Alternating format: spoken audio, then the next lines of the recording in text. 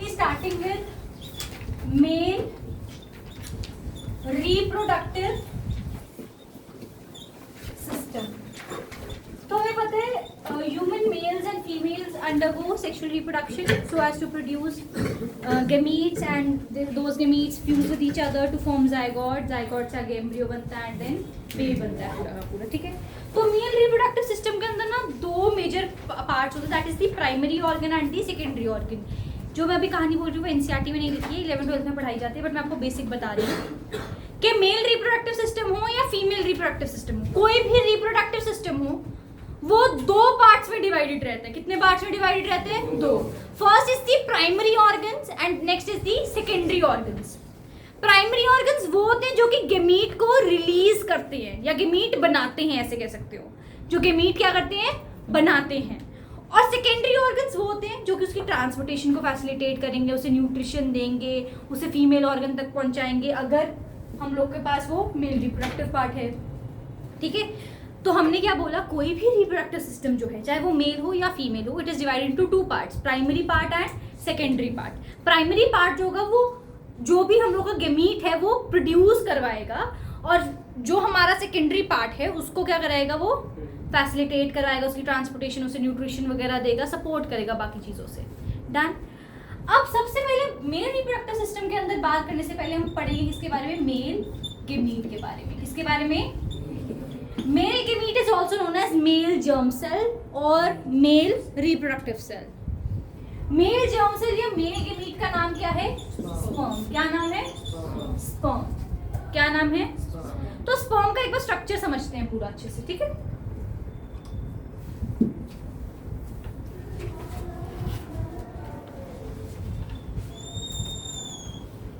बिल्कुल भी मेरी ड्राइंग पे ना आ जाइएगा, ये आपको ऑलरेडी बहुत अच्छे से पता है कि मैम की ड्राइंग कितनी ही बढ़िया है.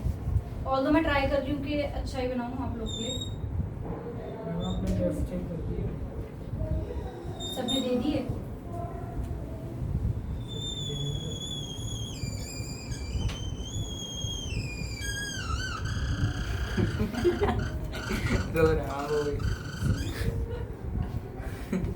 अपॉलजीज इस मार्कर के लिए तरफ से, चेहरे से बाजू निकाल रहे हैं.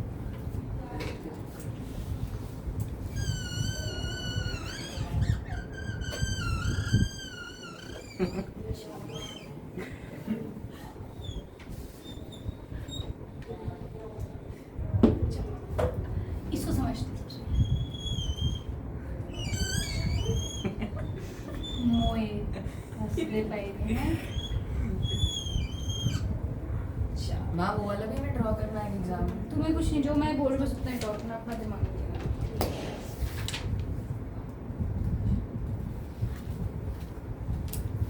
अब समझो, ये है तुम्हारा मेल स्पर्म. क्या है? स्पर्म है, मेल रिप्रोडक्टिव सेल या फिर मेल गेमीट या फिर मेल जर्म सेल. इसके ना 4 पार्ट्स होने वाले हैं. कितने पार्ट्स? 4 पार्ट्स. ध्यान से सुनना प्लीज अच्छे से, यहीं पर याद करके जाना. इसके कितने पार्ट्स हैं? 4 पार्ट्स हैं. पहला है हेड. पहला पार्ट को क्या बोलेंगे हम? हेड. ये छोटा सा पार्ट क्या है? नेक. क्या है? नेक. ये वाला पार्ट, ये जो पार्ट है that is the middle piece. That is the middle piece. That is the middle piece. And last, this part, this whole part is the tail. This is the tail. तो male reproductive cell, male germ cell, जिसे हम लोगों ने क्या बोला? Male gamete, जिसे हम क्या बोलते हैं? Sperm. Sperm includes 4 parts: head, neck, middle piece and tail. Head, neck, middle piece and tail. अब इनका एक एक पार्ट का फंक्शन समझते हैं. सबसे पहले इस हेड को समझते हैं. हेड के ऊपर ना कैप जैसा स्ट्रक्चर होता है. कैसा है? कैप जैसा स्ट्रक्चर होता है. ध्यान सुनो प्लीज. कैप लाइक स्ट्रक्चर होता है जिसे हम लोग क्या बोलते हैं? एक्रोसोम. क्या बोलते हैं? ACROSOME, acrosome. तो जो हमारा स्पर्म का हेड है ना, उसके ऊपर एक ऐसा कैप जैसा स्ट्रक्चर लगा है जिसे हम क्या बोलते हैं? एक्रोसोम. क्या बोलते हैं? एक्रोसोम. इस एक्रोसोम में होने वाले हैं लाइटिक एंजाइम, हाइड्रोलिटिक एंजाइम्स कहते हैं वैसे इसे हम लोग क्या बोलते हैं, हाइड्रोलिटिक एंजाइम्स। अभी हाइड्रोलिटिक एंजाइम्स क्या चीज है, ध्यान सुनना प्लीज बहुत अच्छे से। होता क्या है, ये एग है फीमेल का, ठीक है, एक बार में बहुत सारे स्पर्म्स जो हैं वो प्रोड्यूस हुए। अब बहुत सारे स्पर्म्स क्या होंगे यहाँ पर आना चाहेंगे इसके अंदर। अब जो एक स्पर्म अंदर एंटर करेगा वो कैसे करेगा इसके अंदर एंटर, ध्यान से सुनना। वो जो एक स्पर्म है वो कैसे एंटर कर रहा है, उस एक स्पर्म के अंदर यहाँ पे क्या है, एक्रोसोम लगा हुआ है ना, एक्रोसोम के अंदर क्या है, हाइड्रोलिटिक एंजाइम्स है। क्या है, हाइड्रोलिटिक एंजाइम्स। ये एक्रोसोम ब्रेक करके हाइड्रोलिटिक एंजाइम्स क्या करता है, रिलीज करता है और इस एग की वॉल को क्या करता है, पियर्स कर देता है, छेद कर देता है और छेद से वो अंदर चले जाता है। आई बात समझ। एक एग था, एग्जाम्पल की समझ लो, ये एग है, ये एग है, इसके अंदर स्पर्म ने जाना है, इसके अंदर स्पर्म ने जाना है। स्पर्म के हेड पे क्या लगा है, एक्रोसोम। एक्रोसोम के अंदर क्या है, हाइड्रोलिटिक एंजाइम में क्या है, हाइड्रोलिटिक। वो क्या करेगा, इसको ऐसे पियर्स करने की कोशिश करेगा, अंदर जाने की कोशिश करेगा। एक्रोसोम के अंदर से हाइड्रोलिटिक एंजाइम्स रिलीज होंगे और इसकी वॉल को क्या करेंगे, रप्चर कर देंगे। एग की वॉल को क्या करेंगे, रप्चर करके पियर्स कर जाएंगे, रप्चर करके पियर्स कर जाएंगे और ये स्पर्म अंदर एंटर कर जाएगा। अब सारे स्पर्म्स क्यों नहीं कर पाते जब सारे स्पर्म्स के पास एक्रोसोम है, क्योंकि कईयों में एनर्जी कम होती है, कई वहां तक पहुंच ही नहीं पाते और स्पीड की बात होती है, कौन पहले कर जाएगा। एक बार में एक ही स्पर्म जो है इस एग को पियर्स करके अंदर जाकर फर्टिलाइज कर सकता है। और आप ये 11th में इसका पूरा मैकेनिज्म पढ़ोगे, फिर आगे हम लोग को तो बैचलर्स में भी पढ़ाया गया ये चीज़। एक बार में जब एक स्पर्म एंटर कर जाता है ना, उसके बाद ना ये एग ना बहुत स्मार्ट है, वो इस तरह का एक मैकेनिज्म होल्ड करता है कि उसके बाद कोई और स्पर्म एंटर कर ही नहीं सकता। अगर एक स्पर्म अंदर आ गया तो उसके बाद कुछ भी कर लो, दूसरा स्पर्म एंटर कर ही नहीं सकता है। वो पूरा मैकेनिज्म होता है, वो हम डिटेल के अंदर नहीं जाएंगे, बस आपको इतना बता रही हूँ कि एक बार में एक ही स्पर्म एंटर करता है, डन, और इसको फर्टिलाइज कर देता है। कहानी समझ आई। तो सबसे पहले हमने क्या बोला, स्पर्म के सबसे पहले क्या होता है, हेड, हेड के ऊपर एक कैप जैसा स्ट्रक्चर होता है जिसे हम क्या बोलते हैं, एक्रोसोम। एक्रोसोम के अंदर हाइड्रोलिटिक एंजाइम होते हैं। जैसे ही वो एग की वॉल के अंदर से बार बार टच करता है तो वो क्या करता है, एक्रोसोम ढूंढ के हाइड्रोलिटिक एंजाइम्स रिलीज करता है, एग की वॉल को पियर्स करके उसके अंदर एंटर कर जाता है। अब ये जो पार्ट है इसके अंदर क्या पड़ा है, न्यूक्लियस पड़ा है। क्या पड़ा है, न्यूक्लियस के अंदर क्या होता है, क्रोमैटिन मटेरियल एंड डीएनए। तो यहाँ पे क्या है, जेनेटिक मटेरियल पड़ा है। क्या पड़ा है, जेनेटिक मटेरियल। तो जेनेटिक मटेरियल क्या कर जाएगा, एग के जेनेटिक मटेरियल के साथ फ्यूज कर जाएगा, ठीक है। आगे हेड की कहानी पूरी समझ आई। हेड के अंदर एक्रोसोम पहले तो अंदर एंटर करवाएगा और ये जो अंदर जितने भी आपका क्रोमैटिन मटेरियल पड़ा है न्यूक्लियस के अंदर, वो सारा क्या करेगा, फीमेल के क्रोमैटिन मटेरियल डीएनए के साथ क्या करेगा, मिक्सअप कर जाएगा, डन, और एक यूनिक डीएनए बना देगा जाइगोट। Clear enough. अब ये जो नेक है, जैसे हमारा नेक है ना ऐसे ऐसे मूवमेंट के अंदर हेल्प करता है, वैसे ही इसका भी ये जो नेक है ना स्पर्म की हेड की मूवमेंट में हेल्प करता है। बहुत छोटा सा हेड होता है, ठीक है, बस ऐसे ऐसे मूवमेंट के अंदर हेल्प करता है उसके। नेक्स्ट है ये मिडल पीस। नेक्स्ट क्या है, ये पार्ट को क्या कहते हैं, मिडल पीस। अब इस मिडल पीस के अंदर क्या होता है, माइटोकॉन्ड्रिया होता है। क्या होता है, आप 11th-12th में इसके अंदर निबंधकंत शीत वगैरह के बारे में भी पढ़ोगे एंड बहुत सारी चीज़ें एक्स्ट्रा पढ़ोगे। अभी मैं आपको इनमें से कुछ भी नहीं करवा रही हूँ, ठीक है, आपके काम की भी नहीं है। किस तरह का माइटोकॉन्ड्रिया होता है, स्पाइरल होता है कि नहीं होता है, निबंधकन शीट होती है, कुछ भी नहीं अभी पढ़ा रही हूँ। बिल्कुल जितना आपको ज़रूरत है उतना ही पढ़ा रही हूँ। तो एक माइटोकॉन्ड्रिया 9th में क्या पढ़ा था, माइटोकॉन्ड्रिया का काम क्या है, powerhouse of the cell. तो ये स्पर्म भी तो एक सेल ही है ना, रिप्रोडक्टिव सेल ही है ना। तो इसका मतलब माइटोकॉन्ड्रिया ने क्या देना उसको, एनर्जी देनी। पावर हाउस है ना, इसका मतलब क्या रिलीज करनी है, एनर्जी। एनर्जी किस चीज के लिए, उस स्पर्म की मूवमेंट के लिए। अगर ये माइटोकॉन्ड्रिया नहीं हुआ, अगर ये मिडिल पीस नहीं हुआ तो ये माइटोकॉन्ड्रिया नहीं होगा, माइटोकॉन्ड्रिया नहीं होगा तो एनर्जी नहीं होगी, तो ये स्पर्म मूव ही नहीं कर पाएगा। तो ये स्पर्म मूव ही नहीं कर पाएगा और एग के पास पहुंच ही नहीं पाएगा। आई बात समझ। मिडिल पीस के अंदर माइटोकॉन्ड्रिया, उस माइटोकॉन्ड्रिया ने क्या करनी है, एटीपी। एटीपी पता है ना, एडिनोसाइन ट्राइफॉस्फेट, एनर्जी का करेंसी होती है, 9th में पढ़ाया गया था। तो ये एनर्जी रिलीज कर रहा है ताकि क्या होगा, स्पर्म मूव कर सके, ठीक है। आप उसने बोला था कि कोई उनमें कम एनर्जी होती है तभी पहुंच नहीं पाता वो, तो फिर ऐसा फ़र्क क्या पड़ता है? मतलब पहुंच नहीं पाएंगे तो क्या मतलब डिफरेंशिएट कैसे होता है कि माइटोकॉन्ड्रिया सेम एनर्जी में 38 80 नहीं बना पा रहा ना वो, क्या हो इस बार 38 बना रहा है? एरोबिक रेस्पिरेशन ऐसा कुछ इसमें पढ़ा है मैंने? वो तो normal growth cell somatic cell से बना है। माइटोकॉन्ड्रिया कईयों में अच्छे से वर्क नहीं कर रहा है, कोई ना कोई प्रॉब्लम ज़रूर होती है, कईयों में एक्रोसोम अच्छा नहीं है, कईयों में स्पर्म ही छोटा है, साइज़ का नहीं है ठीक, तो अलग अलग होते हैं। सारे स्पर्म एक जैसे नहीं दिख रहे उसमें, सब एक ही स्पीड से नहीं जा रहे हैं एक के पास, ठीक है। Next is the tail. Tail is helping in motility. तो एक चीज याद रखना, मेल और फीमेल के मीट में एक बहुत बड़ा फर्क है। मेल के मीट that is the sperm, it is motile, it is motile. Motile होने का मतलब वो मूव कर सकता है, पर एग मूव नहीं कर सकता है, it is non motile. Sperm बहुत छोटा होता है as compare to the egg. Egg के कंपैरिजन में स्पर्म जो है वो छोटा होता है।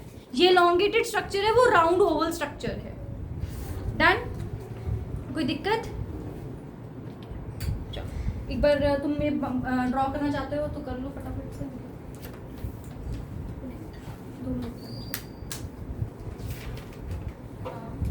मैम ऐसा क्या होता है कि स्पर्म सभी अलग अलग होते हैं, जिसकी उनमें स्पीड भी अलग है, उनके साइज में भी डिफरेंस? क्योंकि फिर एक ही को पहुंचाना है ना, नहीं तो मल्टीपल एक बार में एंटर कर जाएंगे, अगर सब कुछ सेव हो जाएगा तो एक बार में एक ही फर्टिलाइज करना चाहिए ना। और कोई इनमें डिफरेंस हो सकता है स्ट्रक्चर में? नहीं, स्ट्रक्चर स्पर्म का सिमिलर ही रहता है। कि जिसके अंदर का जिसकी कुछ या कि हर एक स्पर्म में कुछ यूनिक हो? ऐसी हुई है।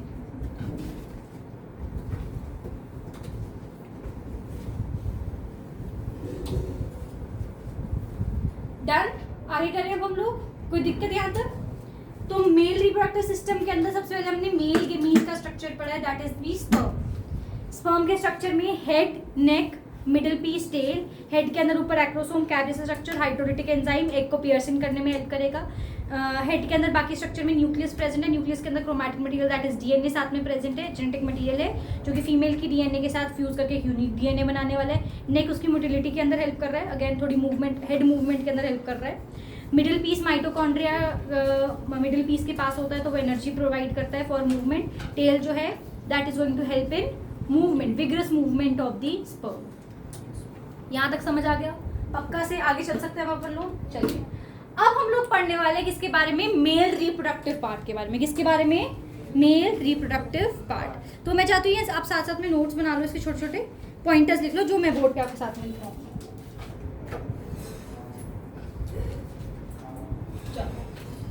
मेल रिप्रोडक्टिव सिस्टम के अंदर सबसे पहला, और तुम्हें ये डिफाइन के अंदर भी आते हैं बहुत इजी, तो तुम्हें अच्छे से इसको तैयार करना है, ठीक है ना? मेल रिप्रोडक्टिव सिस्टम के अंदर सबसे पहले, नोट्स है ना आपके पास? तो मेल रिप्रोडक्टिव सिस्टम का डायग्राम खोल लो जरा। वैसे मैंने बोर्ड पे ही बनाया है, अगर किसी के पास नहीं है तो, मतलब उज्जवल ने बनाया, मैं तो नहीं, उज्जवल ने बनाया। पहला लिखना टेस्टिस, पहले लिखो टेस्टिस। हाँ मैं लिखवाऊंगी।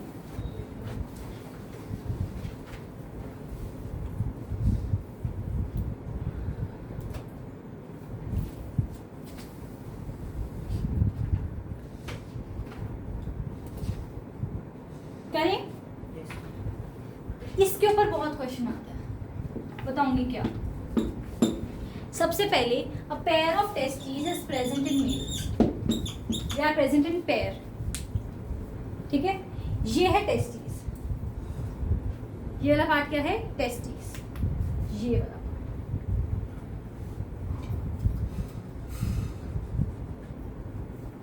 A pair of testes is present in males. Done. Testis जो है ना वो प्राइमरी सेक्स ऑर्गन है या फिर प्राइमरी मेल रिप्रोडक्टिव ऑर्गन है। प्राइमरी ऑर्गन होने का मतलब क्या है? अभी ये लिखना मत, जो मैं लिखवाऊंगी बस उतना ही लिखना, अभी समझो इतना सा। प्राइमरी होने का ये मतलब है कि ये क्या करेंगे?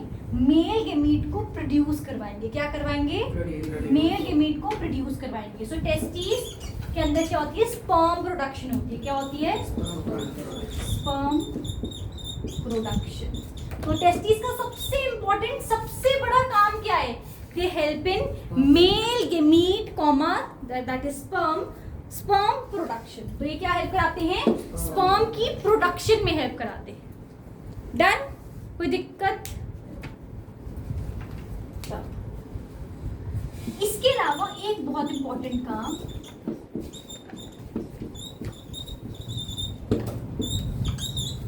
they help in releasing male sex hormone.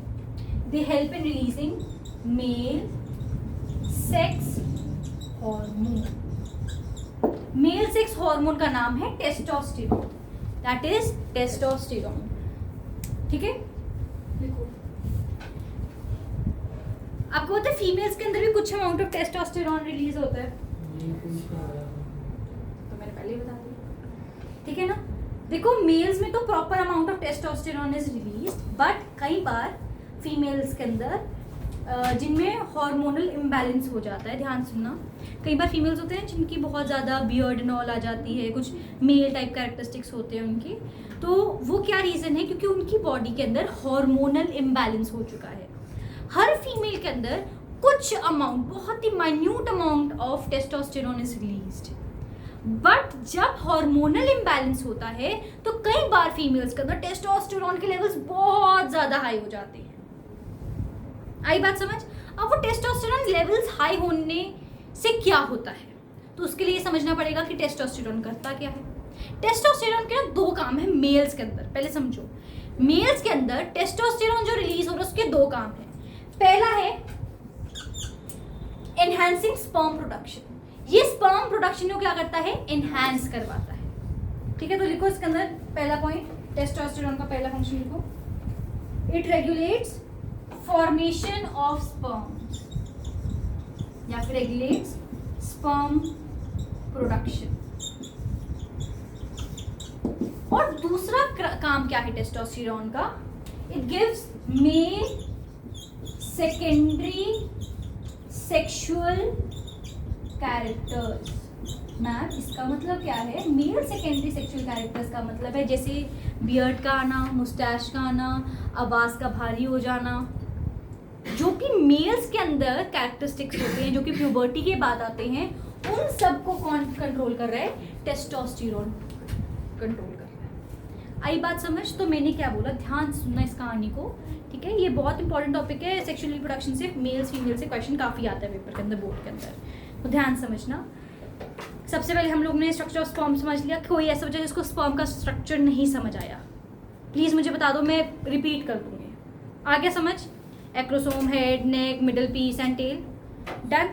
अब है male reproductive system. Male reproductive system के अंदर हमने सबसे पहला पार्ट कौन सा पढ़ना शुरू किया, टेस्टिस। क्या पढ़ा, टेस्टिस। हमने कहा testis are always present in pair, they are always present in pair. तो pair of testis is present in males, a pair of testis is present in mails.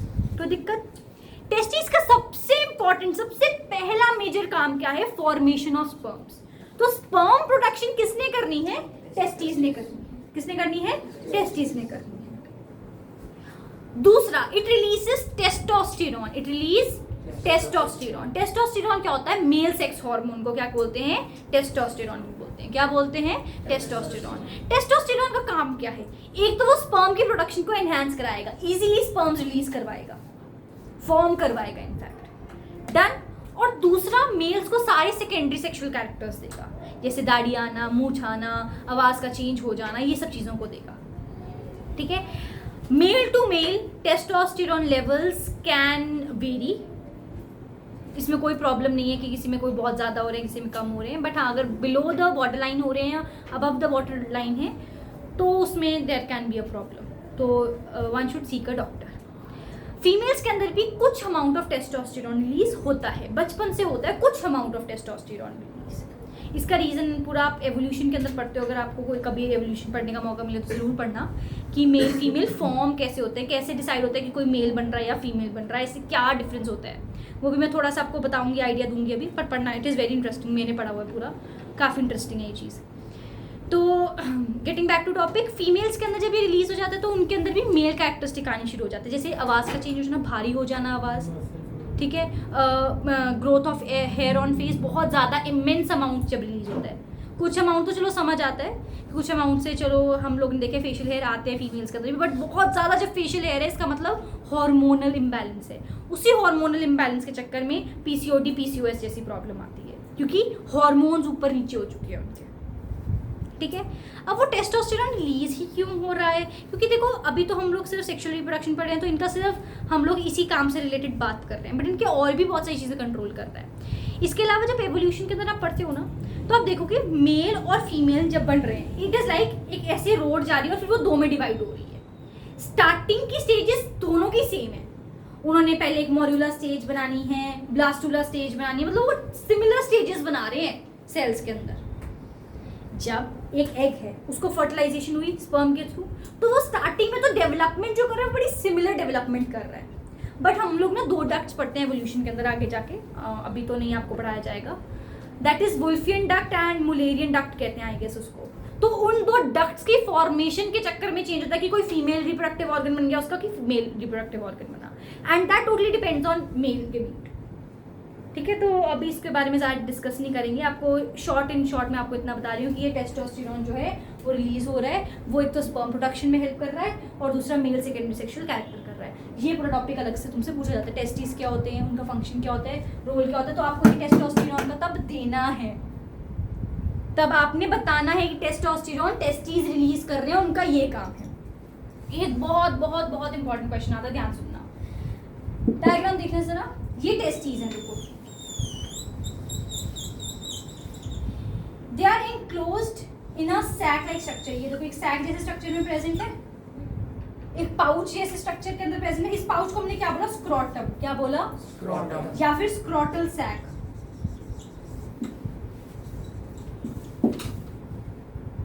ठीक है, तो ये स्क्रोटम के अंदर प्रेजेंट है, और दूसरी चीज they are hanging outside the abdominal cavity. ध्यान रखना,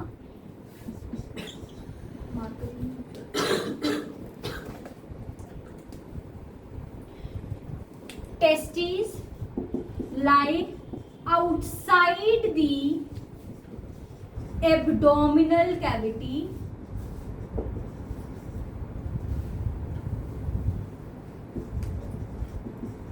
in scrotum।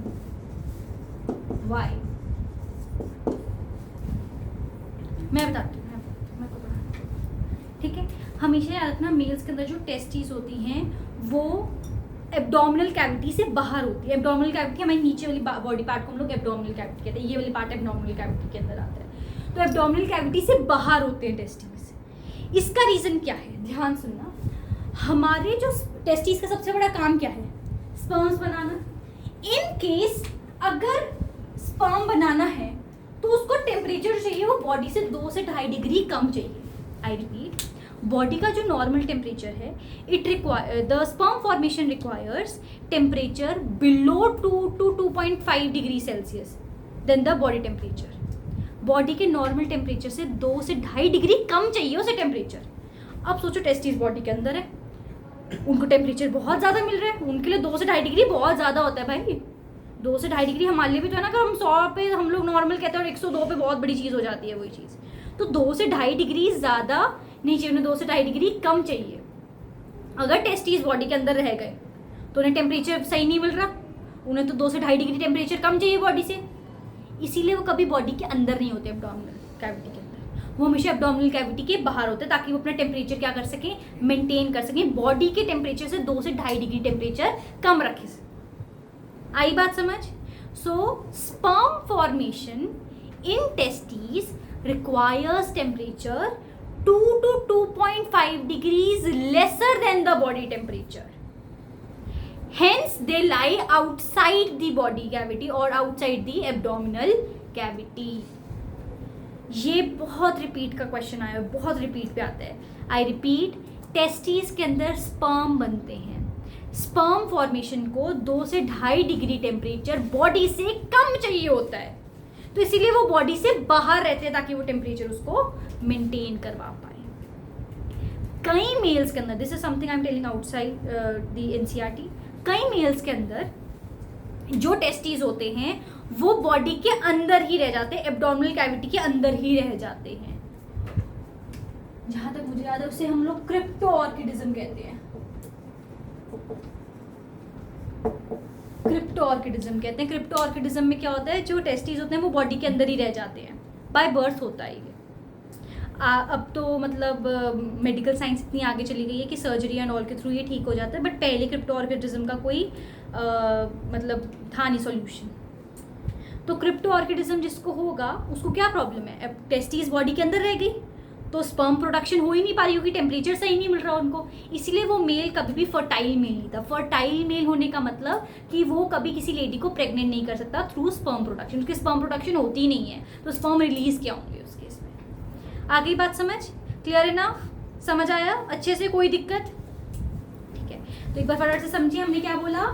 सबसे पहले मेल रिप्रोडक्टिव सिस्टम के अंदर we started with testes. Testes का हम लोग pair of testes is present, pair of testes present है, उनका दो काम है, एक तो स्पर्म बनाना that is the male gamete, और दूसरा मेल सेक्स हार्मोन रिलीज करना दैट इज द टेस्टोस्टेरोन।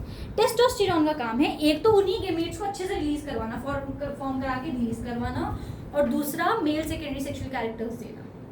ठीक है, नेक्स्ट हमने बोला टेस्टीज जो हैं वो एक सैक लाइक स्ट्रक्चर में प्रेजेंट है जिसे हम क्या बोलते हैं, स्क्रोटम बोलते हैं। क्या बोलते हैं? Scrotum. So it is a sac like structure in which testes are enclosed outside the abdominal cavity. वो आउटसाइड द एब्डोमिनल कैविटी क्यों रह रहे हैं?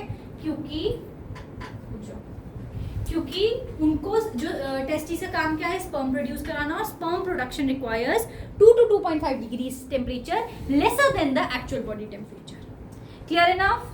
चलिए अब आगे करते हैं। इतना समझ आ गया? इसका आंसर लिख लिया आप लोगों ने? Because sperm production requires temperature 2 to 2.5 degrees lesser than the actual body temperature.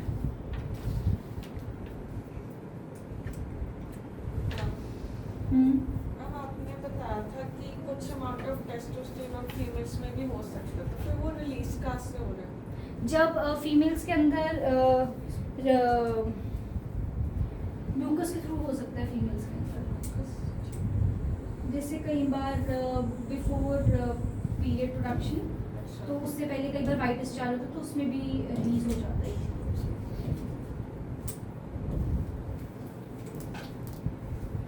Done, आगे चलो। अब चलते टेस्टिस का सबको अच्छे समझ आया? चलो आगे चलते हैं।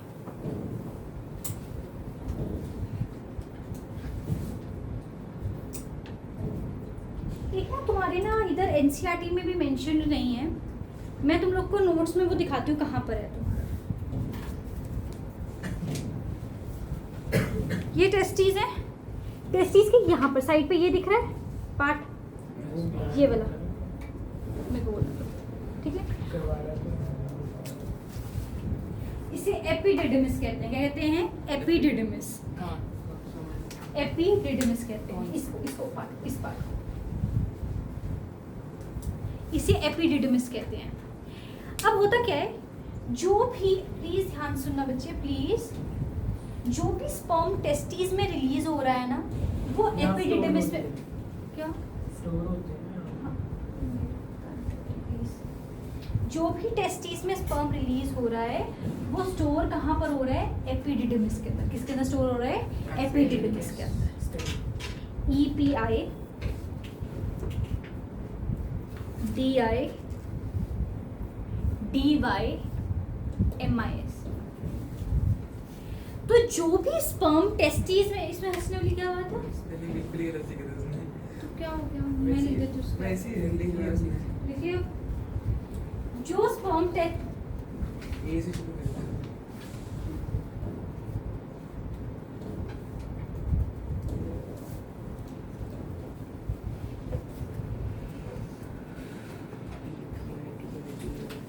जो भी स्पर्म टेस्टीज में प्रोड्यूस हो रहे हैं वो इस एपिडिडमिस में जाके स्टोर हो जाते हैं। डन। अब एपिडिडमिस में यहाँ पे स्टोर हो गए। अब पहली चीज, एक चीज समझना, फीमेल्स के अंदर ना एग रिलीज के लिए और यूरिन रिलीज के लिए, दोनों के लिए अलग अलग ओपनिंग है। यानी कि उनका पीरियड ब्लड जो है और जो यूरिन है दोनों अलग अलग ओपनिंग से आ रहा है फीमेल्स के अंदर। बट मेल्स के अंदर यूरिन एंड स्पर्म रिलीज के लिए एक ही ओपनिंग है, सिंगल ओपनिंग है। आई बात समझ? फीमेल्स के अंदर टोटल 3 ओपनिंग्स होती है, एक फीसेस रिलीज करने के लिए, एक यूरिन रिलीज करने के लिए और एक एग रिलीज करने के लिए, that is period blood release करने के लिए। बट मेल्स के अंदर यूरिन और स्पर्म एक ही ओपनिंग से आ रहे होते हैं। तो यूरिन किसके थ्रू बाहर आता है? यूरेथ्रा के थ्रू। तो यानी कि स्पर्म भी यूरेथ्रा के थ्रू ही बाहर आ रहे हैं बॉडी के अंदर से। पहली चीज समझ आई? तो स्पर्म रिलीज जो है और यूरिन जो रिलीज हो रहा है वो एक ही ओपनिंग से हो रहा है और एक फीसेस के लिए बनी हुई है। तो females in total have 3 openings while males have 2 openings. Clear enough? कोई दिक्कत यहाँ तक? चलो, अब इस चीज को मैंने क्यों बताया? स्पर्म रिलीज टेस्टिस में हुआ, स्टोर एपिडिडमिस में हुआ। अब ये जाना कहाँ पर है? यूरेथ्रा के थ्रू बाहर आना है बॉडी से। यूरेथ्रा तक कौन सी लेकर जा रही है? यहाँ पे देखो, कौन लेके जा रहा है? Vast difference. कौन लेके जा रहा है? Vast difference. तो नेक्स्ट है तुम्हारा वास्ट डिफरेंस। वास्ट डिफरेंस क्या करता है? It carries the sperms which are produced in testes, stored in epididymis to the urethra. Urethra तक कौन लेकर जा रहा है? Vas deferens. आई बात समझ? क्लियर हुआ? टेस्टिस में स्पर्म प्रोड्यूस हुए, टेस्टिस में स्पर्म प्रोड्यूस हुए, उसके पास में एपिडिडमिस है, वहां पे स्पर्म स्टोर हो गए। यहां से वास डिफरेंस ने उठाया और यूरेथ्रा से बाहर निकाला। तो वास डिफरेंस वो एक ट्यूब जैसा स्ट्रक्चर है जिसने यूरेथ्रा की ओपनिंग से स्पर्म्स को निकलवाने में हेल्प कराने, क्योंकि ये क्या कर रही है? ट्रांसपोर्टेशन ऑफ स्पर्म्स कर रही है to the urethra. Clear enough? Clear enough? ठीक है। नेक्स्ट है आप लोग का यूरेथ्रा। यूरेथ्रा का मैंने आपको ऑलरेडी बता दिया। सो वो जो एक ओपनिंग है उसका नाम क्या है? यूरेथ्रा। क्या नाम है? तो मैंने बोला यूरिन एंड स्पर्म एक कॉमन ओपनिंग से आ रहे हैं मेल्स की बॉडी में से, that opening is known as urethra. That opening is known as urethra. ठीक है। तो यानी कि यूरेथ्रा किन 2 चीजों से ज्वाइन होगी?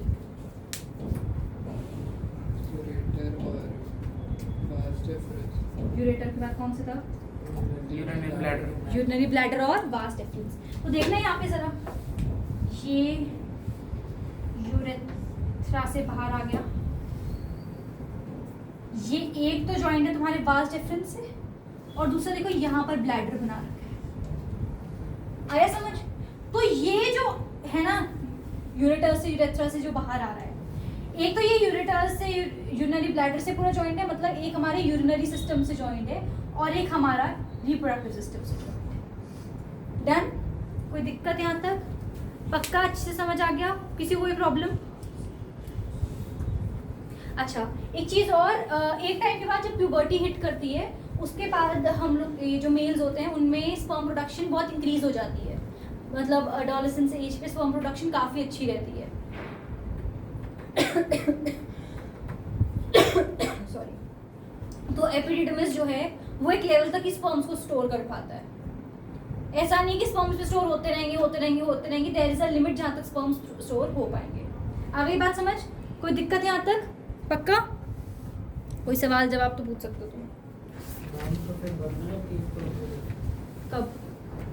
जब मतलब उसकी स्टोरेज फुल हो। नहीं, ऐसा नहीं है कि स्पर्म प्रोडक्शन तो होती रहेगी, कुछ अमाउंट रिलीज होता रहता है, स्पेशली जब बहुत यंग एज होती है, मतलब 35 तक। अब तो 30-35 तक होती है, बहुत अच्छे से स्पर्म प्रोडक्शन होती है। जैसे जैसे एज बढ़ती रहती है ना, इट इज़ लाइक जैसे स्टार्टिंग में कम है जब बहुत यंग एज है, छोटा बच्चा है, फिर एडोलेसेंस में बढ़ती रहती है, पीक पे आ जाती है टीन एज एंड जैसे यंग एज में, जो यंग एज होती है 25, 26, 27 तक काफ़ी अच्छी रहती है।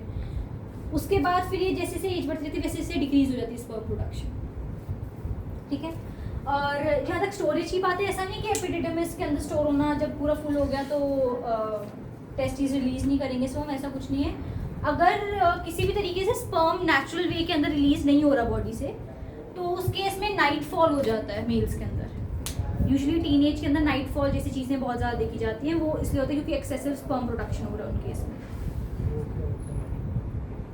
मतलब without any activity sperms release हो जाते हैं बॉडी से, कोई एक्टिविटी किए बिना, कोई चीज़ भी सोचे बिना स्पर्म रिलीज हो जाते हैं बॉडी से।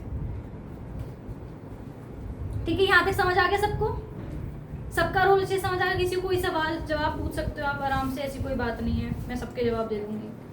डन? चलिए नेक्स्ट है आप लोगों का, हम लोगों ने क्या क्या पढ़ लिया एक बार रिवाइज करते हैं। टेस्टिस ने स्पर्म बनाए, ठीक है, टेस्टोस्टेरोन रिलीज किया। टेस्टोस्टेरोन का काम एक तो सेक्स हार्मोन रिलीज करना टेस्टोस्टेरोन, और टेस्टोस्टेरोन का काम क्या है, जो स्पर्म प्रोडक्शन है उसको अच्छे से फैसिलिटेट करना, और दूसरा काम क्या है, सेकेंडरी सेक्सुअल कैरेक्टर देना, और स्पर्म प्रोडक्शन भी टेस्टिस ही कर रहा है। और ये टेस्टिस जो है एक बाहर एब्डोमिनल कैविटी के रहते हैं, एक सैक जैसा स्ट्रक्चर जिसको हम स्क्रोटम कहते हैं, स्क्रोटल सैक कहते हैं। टेस्टिस बाहर क्यों रहते हैं बॉडी से, क्योंकि इनको बॉडी टेम्परेचर से 2 से 2.5 डिग्री टेम्परेचर कम चाहिए फॉर स्पर्म प्रोडक्शन।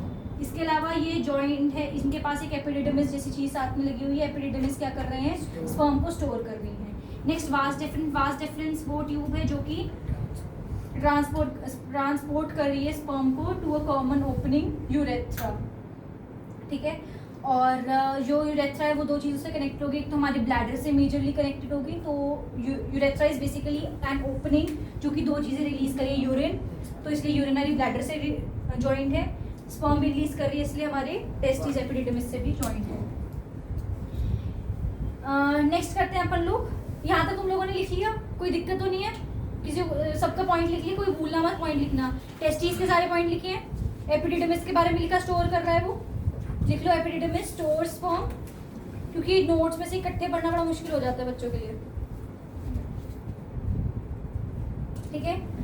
टेस्टिस जो है स्कॉटल सैक में, ये भी लिख लेना। वास डिफरेंस जो है ट्रांसपोर्टेशन कर रही है। यूरेथ्रा एक कॉमन ओपनिंग है for urine and sperm release.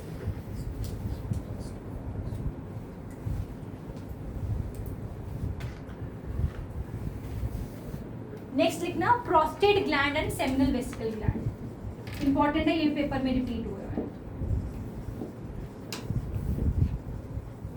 हमारे पास ना मेल्स में 2 ग्लैंड्स होते हैं जिनके नाम आपको अच्छे से याद होने चाहिए, रिपीट कराए हैं पेपर में। प्रोस्टेट ग्लैंड, ये देखो ये डायग्राम में बनाया हुआ है, प्रोस्टेट ग्लैंड यहाँ पे होता है, अपने आप नोट्स में भी देख सकते हो प्रोस्टेट ग्लैंड, और एक होता है seminal vesicle gland. Prostate gland and seminal vesicle gland का बहुत आसान फंक्शन है, उन्होंने ना क्या रिलीज करना है बॉडी से, सीमन रिलीज करना है। क्या रिलीज करना है, सीमन। सीमन ना एक फ्लूइड जैसा स्ट्रक्चर है, it is a colourless white और येलोइश सा फ्लूइड सीमन। इसका मेजर काम क्या होता है, स्पर्म को क्या करना, नरिश करना। It helps in nourishment of sperm. पहला काम क्या है, स्पर्म को नरिशमेंट देना, क्या करना, नरिशमेंट देना। और दूसरा क्या काम होता है कि इजीली स्पर्म मूव कर जाए किसके पास, फीमेल रिप्रोडक्टिव ट्रैक्ट तक। ये काम भी किसका होता है, इस सीमेन का ही होता है। तो सीमेन 2 काम में हेल्प कर, एक तो मोटिलिटी के अंदर इजी फैसिलिटेशन दे रहा है, it is helping in easy facilitation of sperm और movement of sperm to the female reproductive tract, और दूसरा ये क्या कर रहा है, नरिशमेंट भी दे रहा है। आई रिपीट, मेल्स के अंदर 2 ग्लैंड्स हैं, पहला है प्रोस्टेट ग्लैंड, दूसरा है सेमिनल वेसिकल ग्लैंड। उनका काम है एक फ्लूइड रिलीज करना, जिसे हम क्या बोलते हैं, सीमेन। क्या बोलते हैं, सीमेन। इस सीमेन का काम होता है कि एक तो स्पर्म को क्या करना, नरिश करना, क्या करना, नरिश करना, और दूसरा काम क्या होता है, स्पर्म को क्या करना, इजीली, इतना मोटाइल तो वो ऑलरेडी है, इजीली ट्रांसपोर्ट कराना फीमेल ट्रैक्ट की तरफ, ठीक है। तो यहाँ पर आपका मेल रिप्रोडक्टिव सिस्टम पूरा खत्म होता है, ठीक है। बहुत सारे मेल्स होते हैं जिनमें स्पर्म काउंट कम होता है, जैसे ओलिगोस्पर्मिया कहते हैं, ये सब चीज़ों आप 11th-12th में पढ़ोगी, कहीं में स्पर्म कम रिलीज हो रहा है। दूसरा क्या था, नरिशमेंट और इजी मूवमेंट और transportation of sperm to the female tract, female reproductive tract, easily move करता है वहाँ तक, क्योंकि फ्लूइड मीडियम में किसी भी चीज़ को मूव करना आसान हो जाता है, ठीक है। तो एक बार ऑल इन ऑल रिवाइज करें फटाफट से, मेल रिप्रोडक्टिव सिस्टम, मेल के मीट तो याद है ना, रिवाइज करने की जरूरत है, बता दूं, मैं करवा दूंगी, मुझे कोई प्रॉब्लम नहीं है, करवा दूं, कौन कह रहा है एक बार करवा दो, टेस्टिस और स्पर्म वाला, स्पर्म का डायग्राम, स्पर्म का डायग्राम, हेड, ठीक है, वो आता है, ठीक है। तो मेल रिप्रोडक्टिव सिस्टम में सबसे पहले प्राइमरी सेक्स ऑर्गन पढ़ा हमने, कौन सा? टेस्टिस। कौन सा पढ़ा? टेस्टिस। टेस्टिस का पहला काम फटाफट बताओ। Sperm production. दूसरा release of male sex hormone known as testosterone. Testosterone का पहला काम सेकेंडरी सेक्सुअल कैरेक्टर, ये तो दूसरा काम होता है इसका, चलो सेकेंडरी सेक्सुअल कैरेक्टर। और दूसरा helping in formation of sperm, regulating sperm production. इतना समझ आ गया? कोई दिक्कत तो नहीं है यहाँ तक? टेस्टिस जो होते हैं एब्डोमिनल कैविटी के अंदर होते हैं कि बाहर? क्यों बाहर होते हैं? क्योंकि टेम्परेचर कम चाहिए होता है नॉर्मल बॉडी टेम्परेचर से। कितना कम चाहिए होता है? 2 to 2.5 डिग्री लेसर। अच्छा, ये किसके अंदर प्रेजेंट होते हैं? उस सैक का नाम क्या है? स्क्रोटम या फिर स्कॉटल सैक। वेरी गुड, शाबाश। अब नेक्स्ट हम लोगों ने क्या पढ़ा? एपिडिडमिस। एपिडिडमिस का काम क्या? To store. वास डिफरेंस का to transport sperm to a common opening known as urethra. Urethra क्या दो चीजें रिलीज कर रही है? Urine and sperm. यूरिन के लिए वो किस सिस्टम से कनेक्टेड है? ब्लैडर से, यानी कि यूरिनरी सिस्टम से कनेक्टेड है। और दूसरा किससे कनेक्टेड है? एपिडिडमिस वास। इसलिए ताकि अच्छा सॉरी, ये किसी कौन सा सिस्टम है? Reproductive system. तो in short urethra is connected to 2 systems, reproductive system also and urinary system also, क्योंकि इसमें स्पर्म भी रिलीज करवाने हैं और यूरिन भी रिलीज करवाने हैं। Done, very good. नेक्स्ट है हमारे पास prostate gland and seminal vesicle gland. 2 glands है, कौन से? Prostate gland and seminal vesicle gland. Prostate gland, seminal vesicle gland क्या फ्लूइड रिलीज कर रहे हैं? सीमेन। क्या रिलीज कर रहे हैं? मेरे को अगर आवाज ना आई, सीमन। जय माता दी। सारे बोलो भाई, पार्टी में जाना है कि नहीं? तो थोड़ा जोर से बोलो, ओके? आप जोर से बोलना, ठीक है? जय माता दी।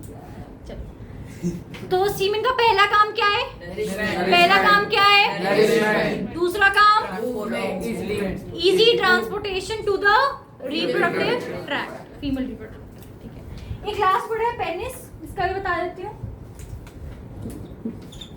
Penis is the male copulatory organ. Male copulatory organ यानी कि कॉप्युलेशन के अंदर हेल्प करता है, मीटिंग के अंदर हेल्प करता है। इट हेल्प्स इन मीटिंग और कॉप्युलेशन। क्लाउड सा क्या है ब्लैडर? अच्छा, वो बनाया हुआ सिर्फ एक स्ट्रक्चर। डन डन डन, समझ आ गया? मेल रिप्रोडक्टिव सिस्टम पूरा सब कुछ समझ आ गया? कोई ऐसा पॉइंट जिसको मेल रिप्रोडक्टिव सिस्टम का तुम्हें नहीं समझ आया हो? डन, आगे चल सकती हूँ मैं? तीसरा ग्लैंड कौन सा है? वो प्रोस्टेट और prostate and seminal vesicle gland. तीसरा नीचे। वो नहीं करना, वो भी प्रोस्टेट का ही पार्ट है। चलो, अब हम स्टार्ट करेंगे किसको? फीमेल रिप्रोडक्टिव सिस्टम को। बोलो। हम जो सेमिनल वेसिकल ग्लैंड होता है, आप कह रहे थे वो नरिशमेंट और फ्लोमेल करता है, उसमें न्यूट्रिएंट्स रिलीज होते हैं। हाँ, उसमें न्यूट्रिएंट्स होते हैं, कैल्शियम आयंस होते हैं, बहुत सारे आयंस होते हैं बच्चा। और प्रोस्टेट ग्लैंड का वो function- सिमिलर फंक्शन होता है वैसे दोनों का। इसके अलावा जो होते हैं वो हम करवाते नहीं हैं।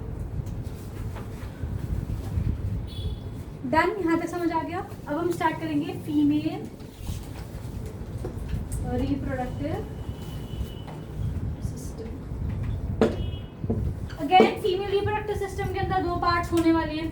पहला पार्ट होना है primary sex organ. Primary sex organ ने क्या करना है? रिलीज करना है। किसको?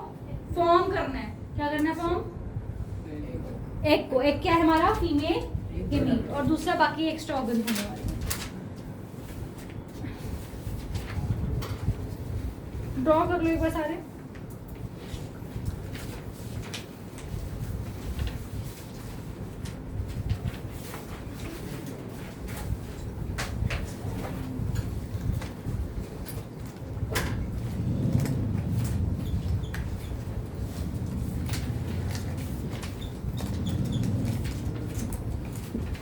डायग्राम नोट्स में है नहीं है, तुमने बताओ।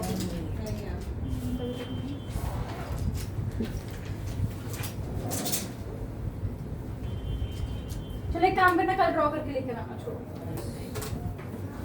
ड्रॉ करके आना, ऐसे मत करो। घर से ड्रॉ करके आओगे तुम, फीमेल रिप्रोडक्टिव सिस्टम, ये तुम्हारा होमवर्क है। और कल इसके मैं तो छोटा सा ओरल टेस्ट लूँगी कल तुम्हारी क्लास के अंदर, मेल रिप्रोडक्टिव सिस्टम का सिर्फ। तो प्लीज़ इतना करके आना कि स्पेलिंग्स के साथ याद करके आना टॉपिक। डन? तो कल मिले।